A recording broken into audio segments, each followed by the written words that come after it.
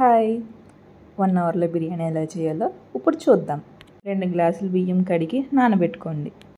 Oil వేడయ్యాక 3 యాలకులు, 5 లవంగాలు, 2 మరాఠీ మొగ్గ, 2 బిర్యానీ ఆకు, ఒక చిన్న దాల్చిన చెక్క, అలాగే జీడిపప్పు, షాజీరా. జీడిపప్పు కలర్ మారే వరకు వేయించుకోండి.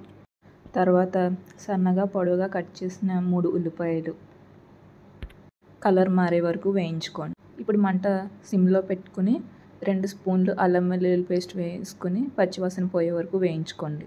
ఇప్పుడు ఇంకొక స్టవ్ మీద బిర్యానీ రైస్ కోసం వాటర్, 1 స్పూన్ షాజీరా, 6 లవంగాలు, 3 యాలకులు, 2 మరాఠీ మొగ్గ, 2 బిర్యానీ ఆకు, ఒక స్టార్ అనైస్, బిర్యానీ పువ్వు, కొత్తిమీర, ఉప్పు, నిమ్మరసం.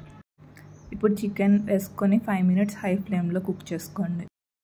5 మినిట్స్ కుక్ అయిన తర్వాత 1 స్పూన్ సాల్ట్, కొంచెం పసుపు, 2 స్పూన్ల కారం, 1 స్పూన్ ధనియాల పొడి, 1 స్పూన్ జీలకర్ర పొడి, 1/2 స్పూన్ గరం మసాలా. ఉలవచారులో సాల్ట్ ఉంటుంది, అందుకు చూసి వేసుకోండి సాల్ట్. 5 మినిట్స్ కుక్ చేసుకోండి.